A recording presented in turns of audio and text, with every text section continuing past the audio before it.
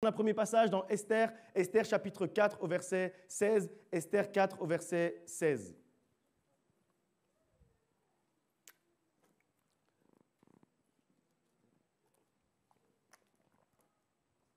Esther 4, 16 nous dit « Va, rassemble tous les fils qui se trouvent à Suse et jeûnez pour moi, sans manger ni boire, pendant 3 jours, ni la nuit, ni le jour. Moi aussi, je jeûnerai, de même avec mes servantes, puis j'entrerai chez le roi malgré la loi, et si je dois périr, je périrai. » Ce passage, en fait, la fin du passage surtout, c'est un passage qui est très fort. Parce que, en fait, on est, nous, dans ce jeûne-là. On est dans le jeûne d'Esther, on a proclamé exactement le même jeûne. Et la fin du passage, il nous dit, en fait, si je dois périr, je périrai. Ça veut dire, en fait, Esther est partie chercher et est partie a écouté en fait l'instruction de Dieu et a dit, là, il faut faire le jeûne d'Esther.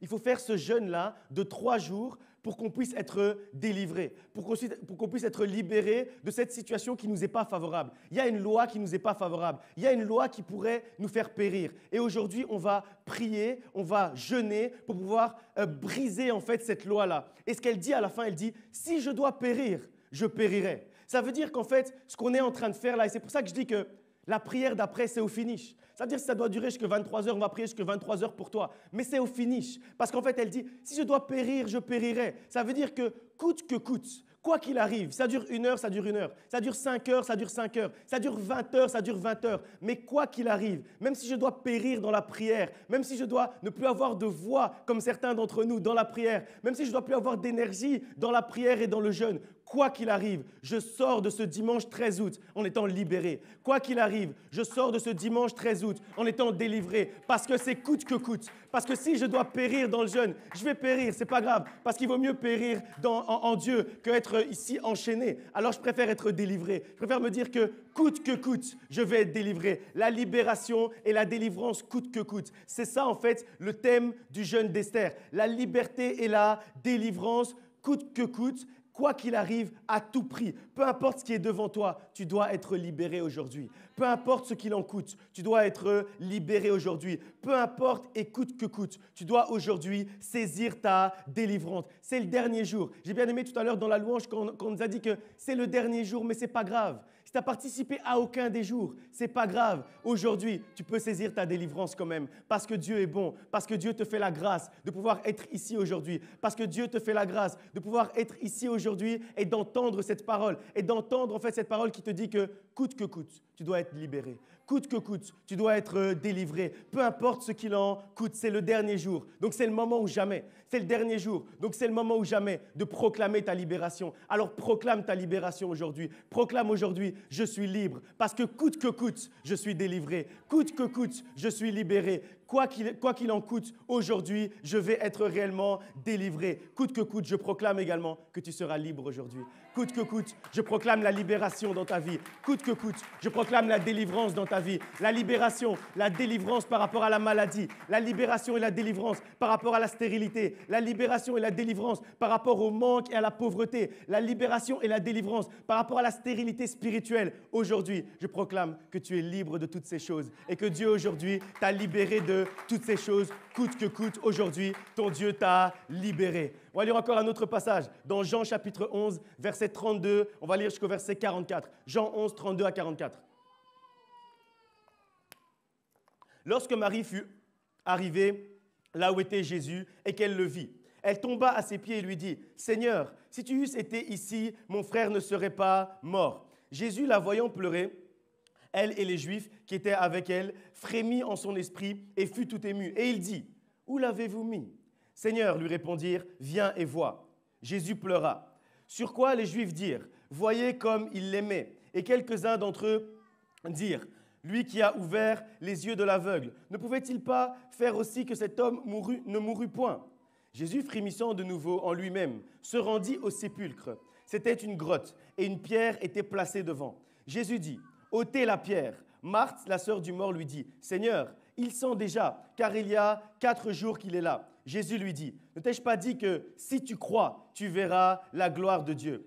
Ils ôtèrent donc la pierre et Jésus leva les yeux en haut et dit, « Père, je te rends grâce de ce que tu m'as exaucé. Pour moi, je savais que tu m'exauces toujours, mais j'ai parlé à cause de la foule qui m'entoure, afin qu'ils croient que c'est toi qui m'as envoyé. » Ayant dit cela, il cria d'une voix forte, « Lazare, sors !» Et le mort sortit, les pieds et les mains liés de bandes et le visage enveloppé d'un linge. Jésus leur dit, « Déliez-le et laissez-le aller. » Dans ce passage, en fait, on voit comment Jésus-Christ a libéré Lazare de la mort. Il a appliqué un processus pour sortir Lazare de la mort, pour délivrer Lazare de la mort. Ça a eu lieu en fait en 5 étapes. D'abord, en fait, Jésus a demandé où ils avaient mis Lazare. Donc il arrive et il demande où est-ce que vous avez mis Lazare. Et en d'autres termes, en fait, ce qu'il a fait, c'est qu'il a localisé Lazare. Ça veut dire que quand le moment de la résurrection était arrivé, il a localisé Lazare. Il a trouvé le moyen de localiser la tombe, le sépulcre dans lequel Lazare était pour pouvoir le délivrer, pour pouvoir le libérer. Ça veut dire en fait que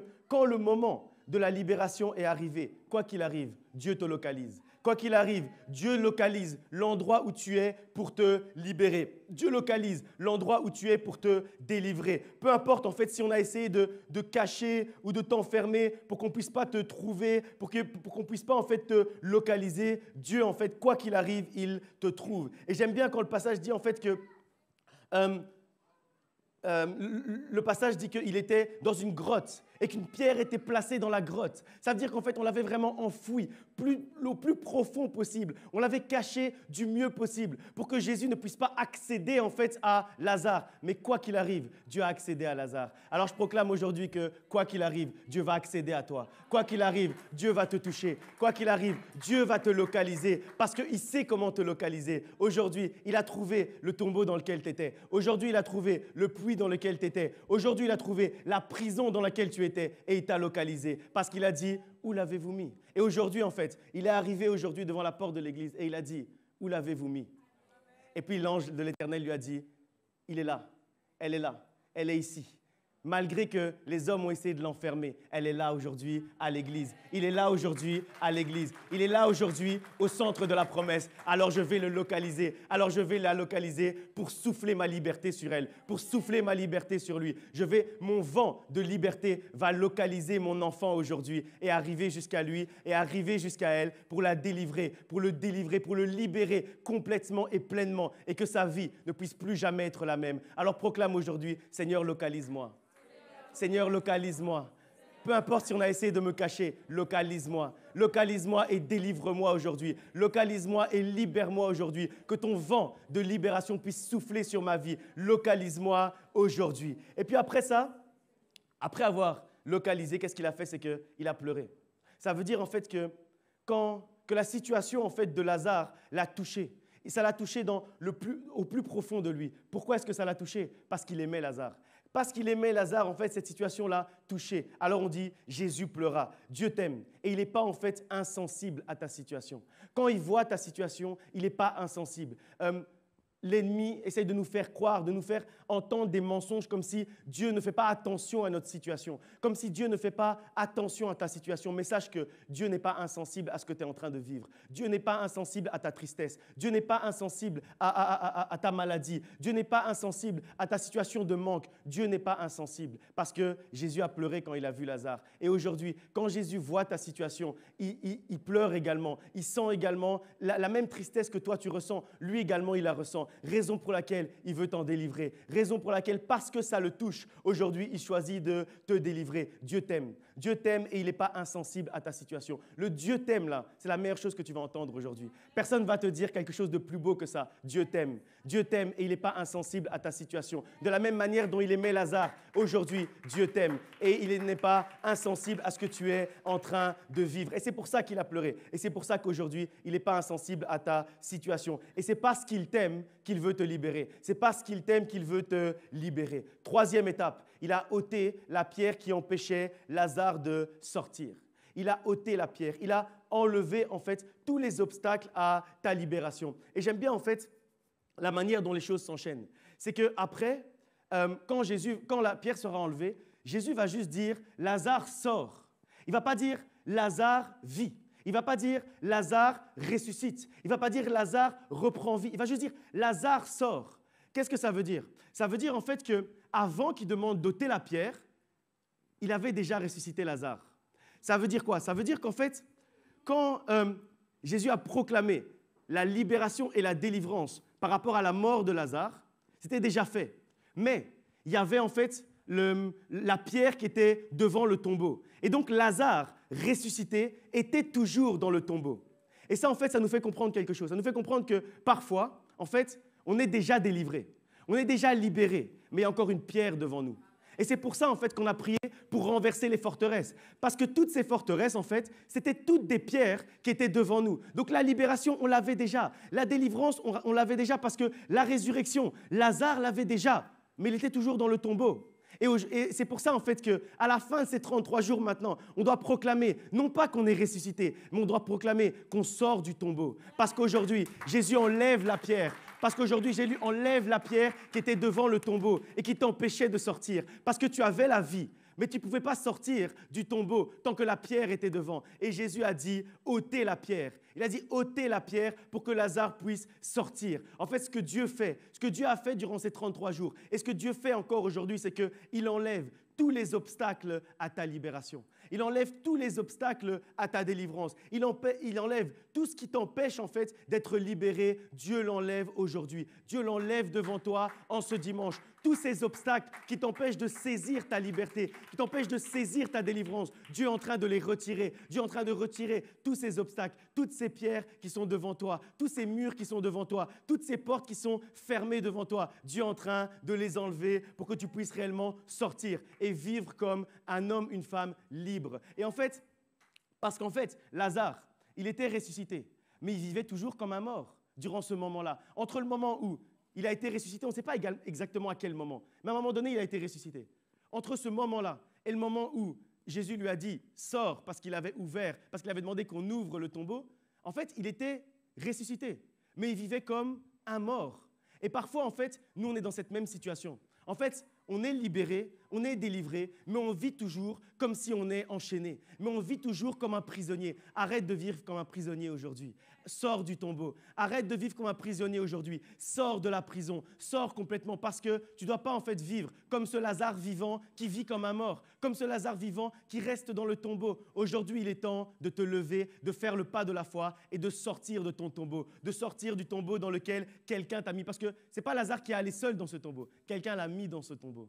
Mais à un moment donné, il fallait que lui-même sorte. Personne n'allait venir le sortir. Et de la même manière, même si quelqu'un t'a mis dans un problème, ce n'est pas cette personne-là qui va venir te sortir du problème. Quelqu'un a mis Lazare dans le tombeau, mais c'est Lazare lui-même qui est sorti du tombeau. De la même manière aujourd'hui, même si quelqu'un t'a mis dans un problème, dans une situation, dans une prison, c'est toi aujourd'hui qui dois te lever et sortir. Personne ne peut le faire à ta place. Même celui qui t'a déposé dans cette prison, il ne peut pas le faire à ta place. Même celui qui t'a mis dans cette situation, il ne peut pas le faire à ta place. Ensuite, verset 43, on nous dit « Jésus va appeler Lazare et lui dire de sortir ». Ça veut dire en fait que quand il veut nous libérer, il nous appelle par notre nom. Ça veut dire qu'il nous connaît. Ça veut dire qu'il a une affection pour nous. Aujourd'hui, Dieu t'appelle par ton nom. Il t'appelle par ton nom et il te dit « sors ». Il t'appelle par ton nom et il te dit « sois libéré ». Il t'appelle par ton nom et il te dit « saisis ta délivrance ». Dieu te connaît. Dieu te connaît et il t'appelle par ton nom et il proclame ta libération. Dieu t'appelle à sortir de cette situation qui te bloque et qui t'empêche d'avancer. 5e étape.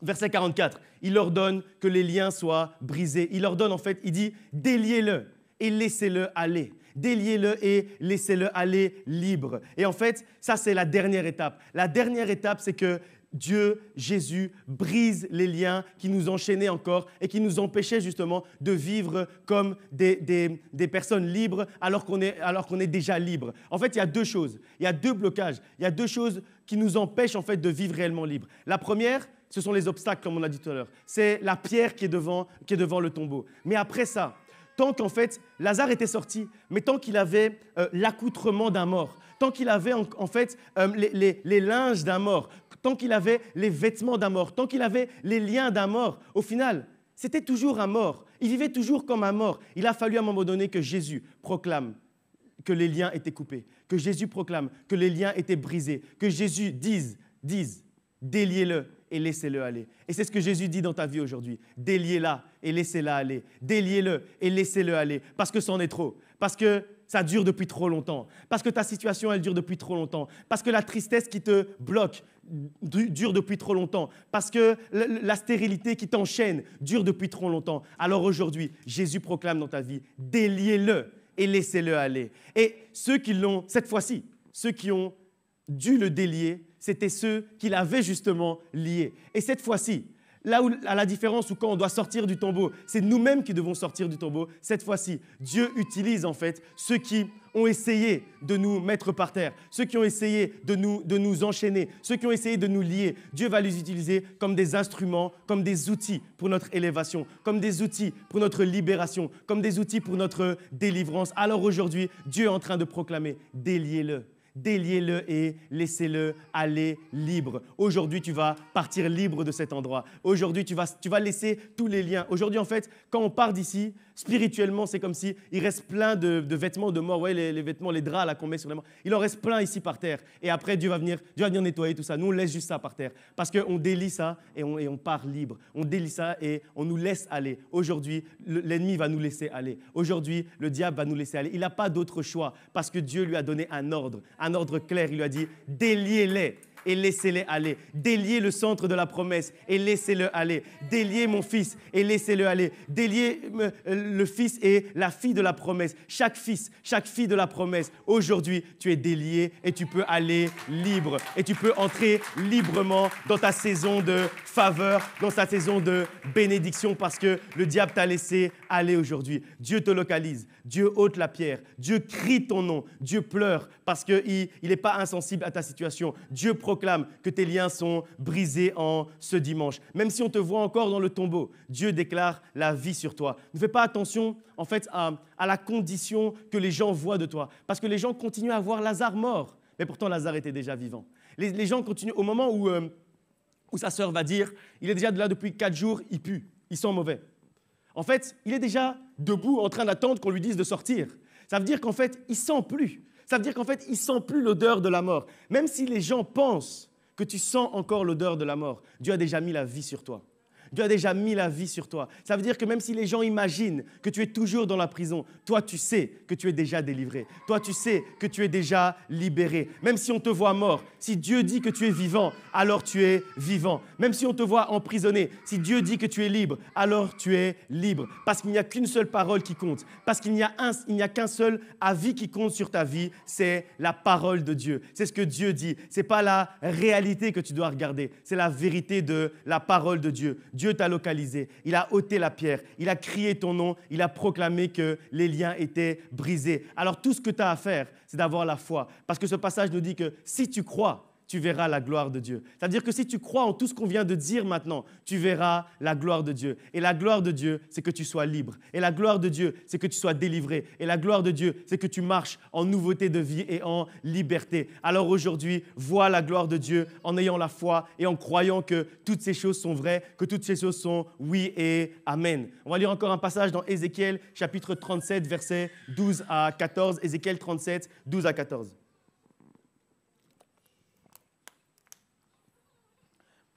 Prophétise donc et dis-leur, ainsi parle le Seigneur l'Éternel. Voici, j'ouvrirai vos sépulcres, je vous ferai sortir de vos sépulcres, ô mon peuple, et je vous ramènerai dans le pays d'Israël. Et vous saurez que je suis l'Éternel lorsque j'ouvrirai vos sépulcres et que je vous ferai sortir de vos sépulcres, ô mon peuple. Je mettrai mon esprit en vous et vous vivrez. Je vous rétablirai dans votre pays. Et vous saurez que moi, l'Éternel, j'ai parlé et j'agis, dit l'Éternel. J'aime bien la fin du passage. J'ai parlé et j'agis. Avant ces 33 jours-là, Dieu avait parlé. Mais aujourd'hui, on peut dire que Dieu a agi. Parce que Dieu ne se contente pas de parler. Ce n'est pas quelqu'un qui fait des fausses promesses. Ce n'est pas quelqu'un qui fait des promesses en l'air parce qu'il n'est ni un homme pour mentir, ni le fils de l'homme pour se repentir. Ça veut dire que ce qu'il a dit qu'il allait faire au début de ces 33 jours, aujourd'hui, on est à la fin et on dit, il a parlé et il a agi. Aujourd'hui, on peut dire, il a parlé et il a agi. Alors, on peut dire également, on voit qu'il est l'Éternel. On voit qu'il est notre Dieu parce qu'on sait que durant ces 33 jours, il a agi. Parce qu'on a vu l'action de Dieu. Parce qu'on a vu que sa main n'est pas trop courte. Dieu a ouvert les sépulcres qui nous enfermaient. Dieu a ouvert les sépulcres et il nous a fait sortir. Il a mis dans notre esprit l'esprit de vie pour que nous passions de la mort à la vie. Il a parlé et il a agi. Il a parlé et il a agi. Il n'a pas juste parlé, il a aussi agi. Il a fait suivre en fait des actions par rapport à sa parole pour que plus aucun secteur de notre vie ne soit mort. Quand ce passage dit que il envoie son esprit de vie sur nous, ça veut dire que son esprit de vie nous envahit et va dans tous les coins et les recoins de notre vie, tous les secteurs de notre vie qui étaient morts avant ces 33 jours, avant même aujourd'hui, je vais dire. Tous ces secteurs de notre vie qui étaient morts, Dieu est en train de souffler la vie. Si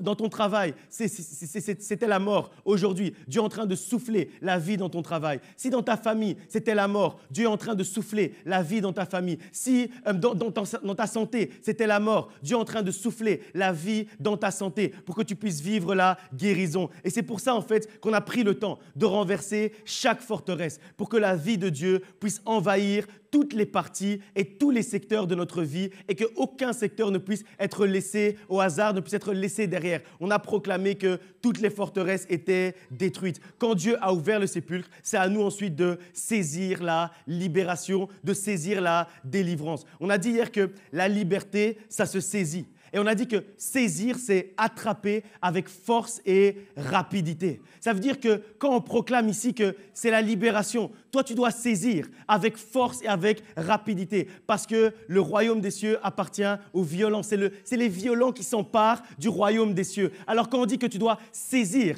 ta liberté et ta délivrance, c'est à toi d'être prompt à saisir cette liberté. C'est à toi d'être rapide pour saisir cette délivrance-là parce que la liberté, ça se saisit avec force et avec rapidité. Ta liberté, tu dois la saisir, l'attraper avec force et rapidité. Non pas la liberté que donne le monde, la liberté qui nous fait faire n'importe quoi et qui mène à la mort, mais la liberté de l'Esprit de Dieu qui nous donne la vie. La vraie liberté, c'est pas aller n'importe où, c'est ce qu'on nous a dit hier. On nous a dit, la liberté, c'est pas aller n'importe où. La liberté, c'est marcher sur le chemin que Dieu a tracé pour nous. Aller là où Dieu nous mène, aller là où Dieu nous amène. C'est aller là où Dieu t'attend, c'est aller là où Dieu est, c'est aller en fait vers ton Bethel, là où Dieu demeure et là où Dieu veut te parler. La vraie liberté nous amène là où Dieu est présent et là où il demeure et là où il nous attend pour pouvoir se révéler à chacun d'entre nous. Luc 17, versets 11 à 14 nous dit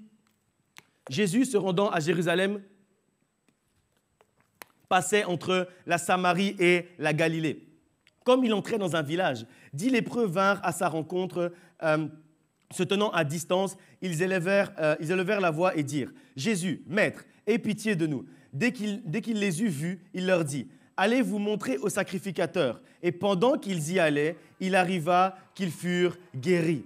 Encore une fois ici, c'est lié avec Ézéchiel. On voit que Jésus a parlé et il a agi. Il a parlé, il leur a dit « Allez vers les sacrificateurs ». Ça veut dire qu'il les a envoyés pour aller faire constater leur lèpre. Et c'est là en fait où on voit aussi la manière insolite de Dieu d'agir. Il envoie les lépreux pour aller faire constater leur lèpre, mais sur le chemin, pour aller faire constater leur maladie, en fait, ils sont guéris.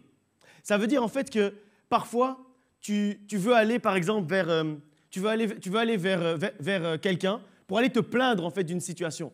Mais sur le chemin que tu es en train de faire pour aller te plaindre de la situation, Dieu est en train de te délivrer de cette même situation.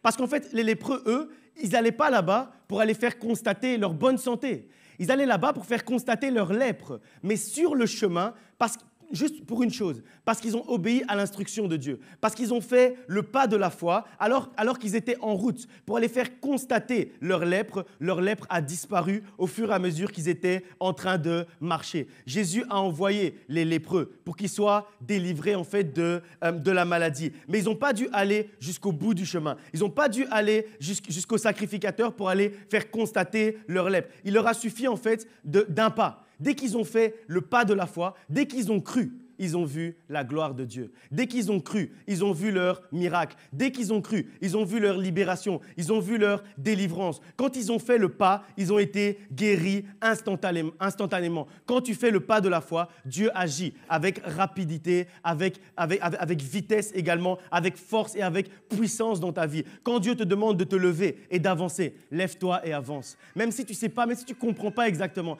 Parce que certainement, les lépreux à ce moment-là, ils ont dû certainement agir comme chacun d'entre nous. Ça veut dire qu'eux, ils viennent et ils demandent la guérison. Ils demandent de ne plus avoir cette lèpre. Et puis, Jésus leur dit, au lieu de prier pour eux et de leur dire « Aujourd'hui, je proclame la guérison, etc. » Il leur dit « Levez-vous et allez faire constater votre lèpre. » Et là, ils doivent se dire « Mais ce Jésus, il est bizarre. Parce que moi, je lui demande la guérison. Et lui, il me dit « Allez faire constater votre maladie. » Là, ils ont dû dire « Mais non, lui ça doit être un charlatan, ce n'est pas possible. Je lui demande la guérison et il me dit d'aller faire constater ma maladie. » Ce qui n'a aucun sens. Mais Dieu agit de cette manière-là. Dieu agit de manière insolite. Et donc, quand il te donne une instruction, même si tu ne comprends pas l'instruction, même si tu ne comprends pas pourquoi il t'a donné un ordre, même si tu ne comprends pas pourquoi il t'a dit de commencer à marcher, mets-toi en marche. Fais le pas de la foi et tu verras que tu vas saisir ton miracle. Tu verras qu'en fait, dans ta tête, tu te diras « Mais je ne comprends pas ce que je suis en train de faire. Je demande la guérison et je dois aller faire constater ma guérison. » Et puis, tu marches vers l'endroit où tu dois faire constater ta guérison et au fur et à mesure, tu regardes tes mains et tu vois qu'en fait, il n'y a plus de blessures. Et au fur et à mesure, tu regardes tes mains et tu vois que la lèpre a disparu. Et au fur et à mesure, tu regardes tes bras et tu vois que la guérison est arrivée. Et tu vois que le miracle est arrivé. Alors aujourd'hui, tu peux regarder tes mains. Regarde un peu tes mains. Regarde un peu tes mains. Regarde un peu tes mains. Ça, c'est le pas de la foi. Regarde un peu tes mains et vois que la lèpre qui était là jusqu'à aujourd'hui, elle a disparu.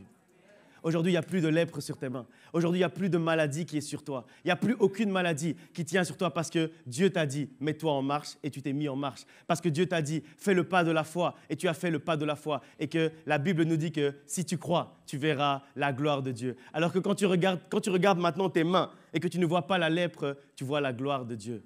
Ta guérison, c'est la gloire de Dieu. Ta délivrance, c'est la gloire de Dieu. Ta libération, c'est la gloire de Dieu. Ta prospérité, c'est la gloire de Dieu. Ton mariage, c'est la gloire de Dieu. Ta famille, c'est la gloire de Dieu. Tout ce que Dieu met devant toi aujourd'hui, c'est la gloire de Dieu que Dieu est en train d'accomplir dans ta vie. Dieu accomplit une gloire particulière dans ta vie. Ta délivrance est arrivée parce que tu as fait le pas de la foi.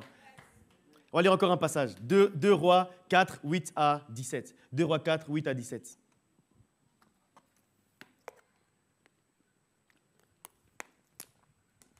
Un jour, Élisée passait par Sunem.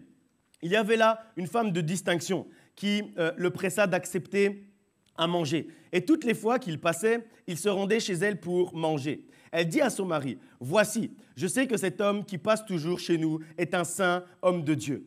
Faisons une petite chambre haute avec des murs et mettons-y pour lui un lit, une table, un siège et un chandelier afin qu'il s'y retire quand il viendra chez nous. » Et Élisée étant revenu à Sunem, se retira dans la chambre haute et y coucha.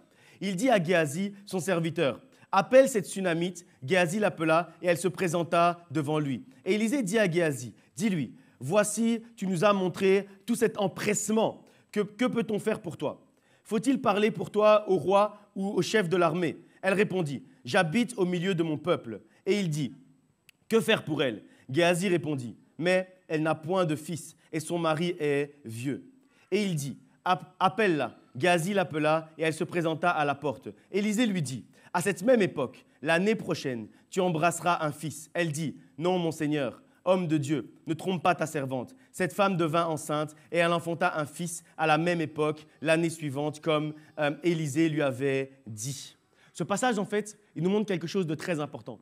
Parce qu'on a parlé de saisir la liberté, de saisir la délivrance. Mais après, il y a d'autres étapes. C'est qu'en fait, quand tu as saisi la liberté, quand tu as saisi la délivrance, quand tu marches dans la liberté et dans la délivrance, la suite après, c'est de demeurer dans la liberté et dans la délivrance. Que rien ni personne ne puisse venir reconstruire les forteresses qu'on a détruites durant 33 jours. Sinon, ces 33 jours-là où on s'est fatigué, on a cassé notre voix, ça aura servi à rien. Si demain, en fait, quelqu'un peut revenir dans ta vie ou toi-même, tu peux reconstruire une forteresse que tu avais déjà détruite. Je ne sais pas, le 26 juillet 2023, tu as détruit une certaine forteresse. Je ne me rappelle plus c'était quelle forteresse ce jour-là. Et puis après, le 26 juillet 2024, quelqu'un va encore venir la construire. Non, Ça n'a pas de sens. Et donc, il faut demeurer dans la liberté, demeurer dans la délivrance, demeurer dans la vie qui vient de Dieu et ne pas revenir nous-mêmes dans la mort. Et ce qui a délivré la Sunamite de la stérilité, ce qui lui a permis de vivre en fait cette fécondité, c'est la constance. La constance a délivré la Sunamite de la stérilité. Elle voulait tellement que l'homme de Dieu puisse demeurer à ses côtés, qu'elle a aménagé une chambre. Elle a aménagé une chambre pour l'homme de Dieu, pour Élisée. Elle a mis une chaise pour que l'homme de Dieu s'asseye et qu'elle puisse communier avec lui. Elle a mis un lit pour que l'homme de Dieu puisse dormir et demeurer dans sa maison. Elle a mis un chandelier pour que la lumière puisse demeurer dans cette chambre-là, dans cette maison-là. Si elle a fait tout ça, c'était pour que la présence de Dieu puisse demeurer à cet endroit-là. Elle voulait une constance, en fait, dans la présence de Dieu. Elle ne voulait pas, en fait, que ce soit passager, que ce soit ponctuel. Elle voulait une constance dans la présence de Dieu et dans la communion, dans la relation qu'elle avait avec son Dieu. Et c'est pour ça, en fait, qu'elle a fait construire cette chambre et qu'elle a aménagé cette chambre. Et en fait, c'est ce que chacun de nous, on devrait faire aussi dans notre vie à l'issue maintenant de ces 33 jours-là. Tout aménager pour que Dieu puisse demeurer et que notre relation avec Dieu puisse perdurer. Mets une chaise et que Dieu s'asseye dans ta vie.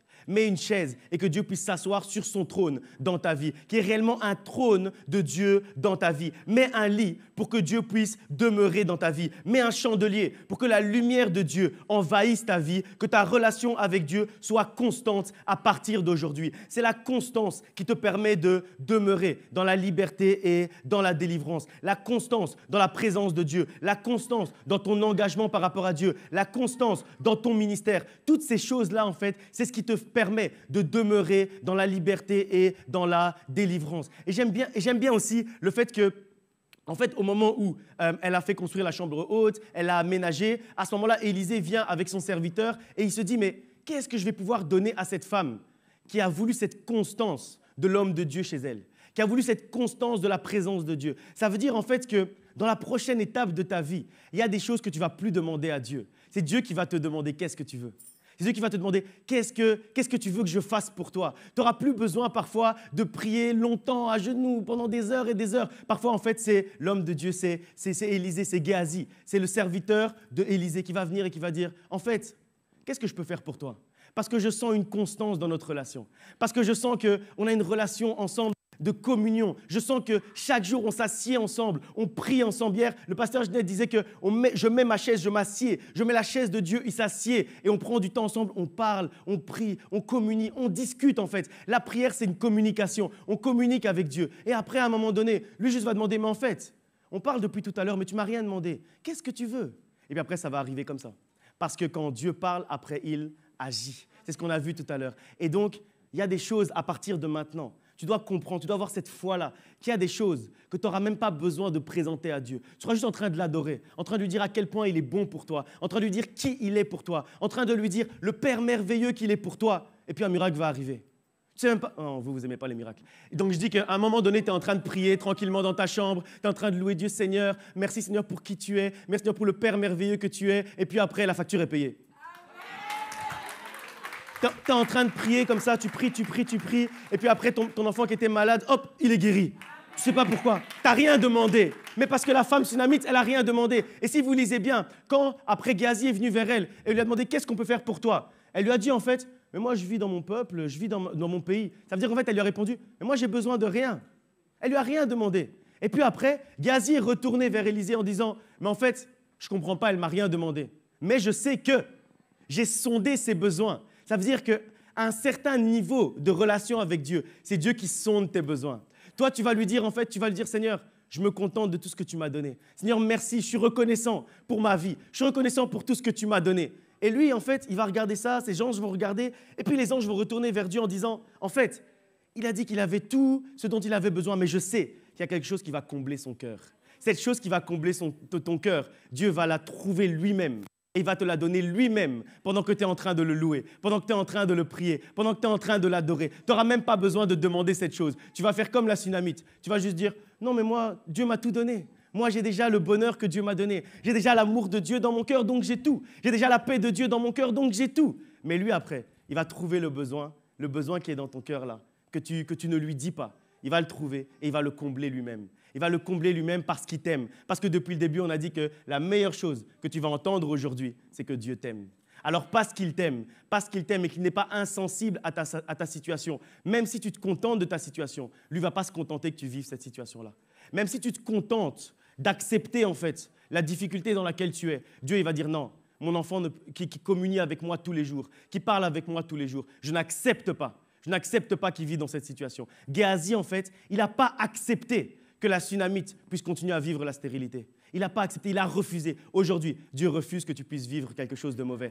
Aujourd'hui, Dieu refuse ton problème. Même si toi, tu ne refuses pas ton problème, aujourd'hui, si tu parles avec Dieu, il refuse ton problème. Il met un terme à ton problème. Il met un terme à ta difficulté. Il met un terme à cette malédiction. Il met un terme à cette mauvaise parole qui a été prononcée sur ta vie. Il met un terme aujourd'hui parce qu'il dit que c'en est trop. Et donc, il dit, OK, aujourd'hui, j'arrête ça. Même si il m'a rien demandé, même si elle m'a rien demandé, aujourd'hui c'est terminé. Aujourd'hui je stoppe cette situation-là. Aujourd'hui je le délivre de cette situation-là. Aujourd'hui je le libère de cette situation-là. Et tout ça en fait, cette relation-là particulière avec Dieu, ça arrive au cœur de la constance. La constance dans notre relation avec Dieu. Durant ces 33 jours, on a fait preuve de constance. Durant ces 33 jours, l'Église a toujours été remplie chaque soir. Et on a fait preuve de constance dans la prière. À nous maintenant de demeurer dans cette constance-là. Que la fin de ces 33 jours ne marque pas la fin de ta vie de prière. Non, j'ai dit que la fin de ces 33 jours ne marque pas la fin de ta vie de prière. Parce que c'est maintenant que tu dois redoubler de prière. C'est maintenant que ta communion, ta communication avec Dieu doit encore être plus forte. Que la fin de ces 33 jours ne marque pas la fin de ta vie de prière. Ces 33 jours de prière doivent t'avoir en fait appris la constance dans la prière, dans la louange, dans l'adoration, dans la méditation de la parole de Dieu. Dieu est constant. Alors soyons constants à son image. Hier, mon pasteur a donné une image qui est très, très, très, très forte. Une image, en fait, qui est très intéressante. Elle a dit, en fait, c'est quand notre électrocardiogramme est plat, qu'on s'approche de Dieu. C'est une image qui est très intéressante, qui est difficile à comprendre à la base. Mais en fait, quand on y réfléchit, la Bible nous dit qu'en Dieu, il n'y a ni changement, ni ombre de variation. Ça veut dire, en fait, à un moment donné, les battements de notre cœur deviennent stables, deviennent constants, ils deviennent plats, en fait. Et c'est à ce moment-là qu'on s'approche de Dieu. Ça veut dire en fait que c'est la constance qui nous approche de Dieu. C'est la constance qui nous rapproche de Dieu. Parce qu'en lui, il n'y a ni changement, ni ombre de variation. Donc quand en nous également, il n'y a plus changement, ni ombre de variation, ça veut dire électrocardiogramme plat, c'est à ce moment-là en fait qu'on est le plus proche de Dieu, qu'on s'approche de lui. C'est la constance qui nous permet de demeurer dans la délivrance et dans la liberté. Avant de clôturer, on va lire un dernier passage, on va reprendre un dernier thème qu'on utilise depuis le début des 33 jours. Plusieurs fois durant ce mois, on a comparé ce qu'on était en train de faire, tous les 33 jours, tout ce programme de prière, on l'a comparé avec la prise de Jéricho par les enfants d'Israël, par le peuple d'Israël, mais on s'est volontairement arrêté au verset 16. On s'est volontairement arrêté au verset 16 qui nous dit, Josué chapitre 6 au verset 16, « À la 7e fois, comme les sacrificateurs sonnaient des trompettes, Josué dit au peuple, « Poussez des cris, car l'Éternel vous a livré la ville. » Jusque-là, on s'était arrêté là. Mais on va maintenant continuer.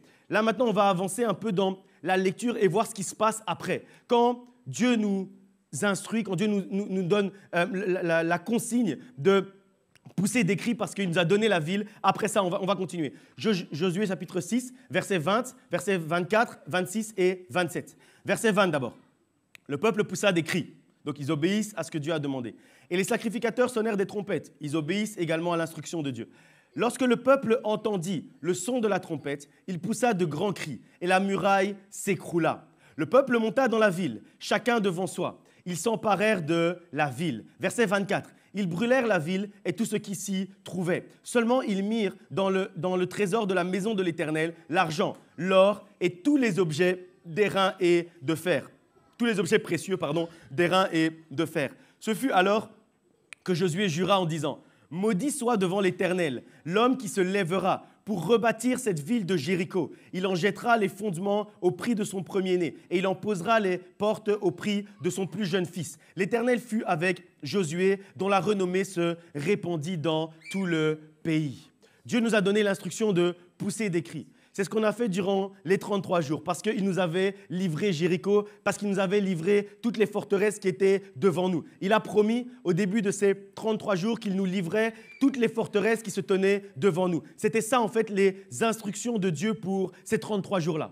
Mais après, on a appliqué cette instruction. On a appliqué la consigne de Dieu. Et maintenant qu'on arrive au bout et qu'on a respecté les instructions, alors on peut lire et dire et proclamer le verset 20 en disant « La muraille s'écroula et le peuple monta dans la ville et ils s'emparèrent de la ville. » La muraille s'écroule, on monte dans la ville et on s'empare de la ville. Les murailles s'écroulent. Le centre de la promesse monte dans la ville et s'empare de la ville. Et s'empare de la ville parce que Dieu nous a donné la victoire. Quand les murailles sont tombées, c'est maintenant le moment de s'emparer de la ville. C'est-à-dire qu'il y a une étape après. Maintenant, les murailles sont tombées. Maintenant, on va s'emparer de la ville. C'est le moment, en fait, maintenant, de t'emparer de ton héritage. C'est le moment de t'emparer de ce qui t'appartient. Au verset 24, on nous dit que le peuple s'est emparé de l'argent, de l'or, de tous les objets précieux pour les mettre dans le trésor de l'Éternel. Quand on s'empare de la ville, on ne laisse rien derrière. Quand on s'empare de la ville, on prend tous les trésors et on les ramène avec nous. Les murailles sont tombées. Aujourd'hui, on sait, on est convaincu, je l'ai dit en introduction, on est convaincu que les murailles sont tombées. On est convaincu que les forteresses ont été détruites. Alors maintenant, on est entré dans la ville. Et maintenant qu'on est entré dans la ville, on prend tout. On ne laisse rien derrière. On prend tout. Toutes ces choses qui nous appartiennent, l'héritage qui nous appartient, on le prend aujourd'hui parce que les murailles sont tombées et qu'on est entré dans la ville. Aujourd'hui, tu t'empares du trésor qui était dans la ville et que les murailles t'empêchaient de saisir. Alors dis un peu, on prend tout.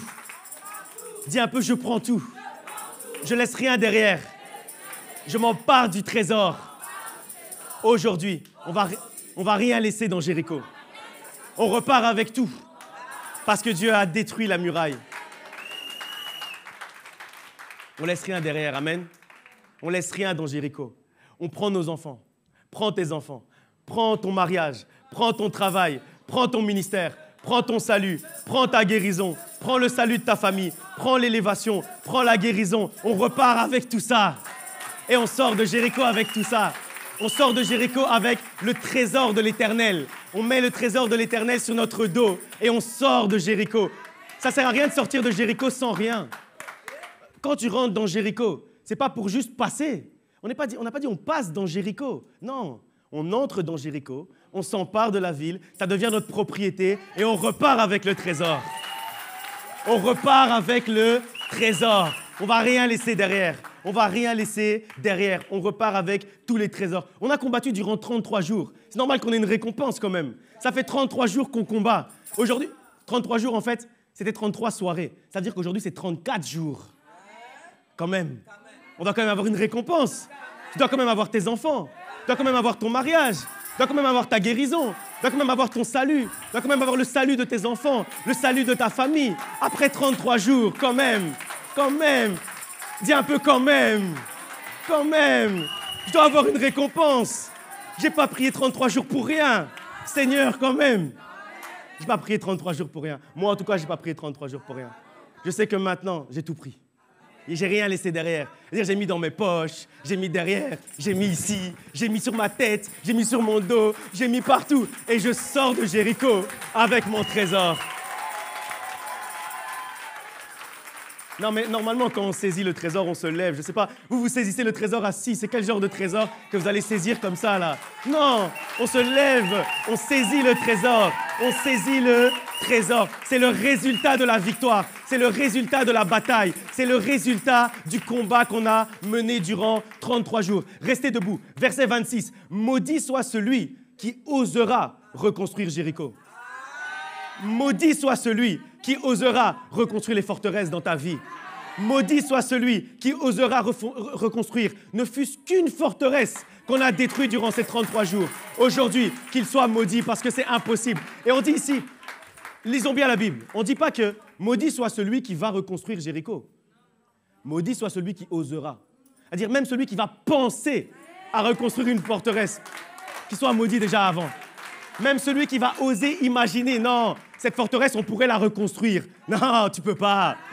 Tu peux pas, parce que maudit soit celui qui va essayer, oser reconstruire cette forteresse. Et après, on dit qu'il paye la brique qu'il va essayer de poser avec la vie de ses enfants, qui paye la porte qu'il va essayer de mettre devant toi avec la vie de ses serviteurs et de son peuple. C'est ce que dit ce passage. C'est-à-dire c'est très grave. Ce qui va essayer de reconstruire une forteresse dans ta vie, c'est très grave. Dis-lui, c'est très grave. Préviens-le un peu. Dis-lui, c'est très grave si tu oses même reconstruire quelque chose. C'est très grave pour toi. Fais attention. N'ose même pas me toucher. N'ose même pas revenir dans ma vie. N'ose même pas essayer de reconstruire une forteresse. Ça a été le début. C'est le début d'une saison de faveur pour Josué. On dit après, qu'est-ce qu'on dit après? Au verset 27, on nous dit « L'Éternel fut avec Josué à partir de ce jour-là, et sa renommée ne fait que grandir. » Sa renommée n'a fait que grandir à partir de ce moment-là. Ça veut dire que ça a été le début d'une saison de faveur pour Josué. Et c'est également le début d'une saison de faveur pour toi. Parce que personne ne peut oser reconstruire Jéricho dans ta vie. Parce que c'est ce qui arrive quand les murailles tombent, quand on entre dans la ville, quand on s'empare du trésor. Après ça, on entre dans une saison de faveur. Et rien ni personne ne peut arrêter cette saison de faveur sur ta vie. Alors je proclame une saison de faveur sur ta vie. Je proclame aujourd'hui que ta renommée va grandir aujourd'hui. Je proclame aujourd'hui que tu vas aller d'élévation en élévation, de gloire en gloire. Commence à prier de victoire en victoire. Après ça, on entre dans la saison de faveur. Alors aujourd'hui, saisis ta liberté, demeure dans la liberté, saisis ta délivrance, demeure dans la délivrance, parce que Jésus t'a localisé, parce qu'il a ôté la pierre qui était devant toi, parce qu'il t'a appelé par ton nom, parce qu'il a enlevé les liens. Les murailles sont détruites. Entre dans la ville, empare-toi du trésor. C'est le moment de ta faveur. C'est le moment d'entrer dans la saison de faveur. Aujourd'hui, prie et proclame que tu laisses rien derrière, que tous les trésors qui étaient dans Jéricho, tu repars avec, que tous les trésors aujourd'hui qui étaient derrière toi, tu repars avec. Aujourd'hui, tu entres dans ton héritage. Aujourd'hui, tu entres dans ta destinée. Aujourd'hui, rien ni personne ne pourra encore reconstruire une forteresse qui a été détruite. Rien ni personne ne pourra encore remettre une muraille qui a été détruite. Rien ni personne ne pourra reconstruire ce que Dieu a détruit dans ta vie. Rien ni personne ne pourra détruire ce que Dieu a construit dans ta vie. Aujourd'hui, proclame que la forteresse de l'unité familiale, elle est construite dans ta vie et que maudit est celui qui essaye de détruire cette forteresse. Aujourd'hui, proclame que la forteresse de l'amour est construite dans ta vie et que rien ni personne ne pourra détruire cette forteresse d'amour, que rien ni personne ne pourra détruire cette forteresse de bonheur, que rien ni personne ne pourra détruire cette forteresse de paix, cette forteresse de joie, parce que c'est Jésus-Christ, parce que c'est Dieu lui-même qui a construit cette forteresse. Alors rien ni personne, proclame que rien ni personne ne pourra encore reconstruire Jéricho. Maudit est celui qui essaiera de reconstruire Jéricho, qui essaiera de reconstruire la muraille, qui essaiera de reconstruire la forteresse dans ta vie. Aujourd'hui, nous proclamons que rien ni personne ne pourra nous toucher, que rien ni personne ne pourra venir essayer de reconstruire quelque chose que Dieu n'a pas construit. Si Dieu ne l'a pas construit, ça n'a pas de pouvoir dans notre vie. Si Dieu ne l'a pas construit, ça n'a pas d'impact dans notre vie. Si Dieu ne l'a pas construit, ça n'a aucune raison d'être dans notre vie. Aujourd'hui, nous proclamons que seule la construction de Dieu peut subsister dans notre vie. Aujourd'hui, nous proclamons que c'est la construction de Dieu qui demeure et que rien ni personne ne pourra encore nous remettre sous un joug étranger parce qu'aujourd'hui, nous avons saisi notre libération. Et aujourd'hui, je proclame la libération, je proclame la délivrance, je proclame aujourd'hui la guérison, je proclame aujourd'hui la fécondité, je proclame aujourd'hui le bonheur, je proclame aujourd'hui le mariage, je proclame aujourd'hui ta famille, je proclame aujourd'hui tes enfants, ton travail, ton ministère, que ton ministère puisse aller de gloire en gloire et de victoire en victoire. Aujourd'hui, je proclame la joie, la paix, le bonheur, un bonheur qui surpasse tout autre bonheur dans ta vie, au nom du Seigneur Jésus-Christ, l'Éternel des armées, le lion de la tribu de Juda, le narcisse de Saron, le prince de la paix, celui qui dit un mot et la chose s'accomplit, le créateur de toutes choses, celui qui a créé l'univers entier par sa puissance, par sa parole, au nom du Seigneur Jésus-Christ. Amen.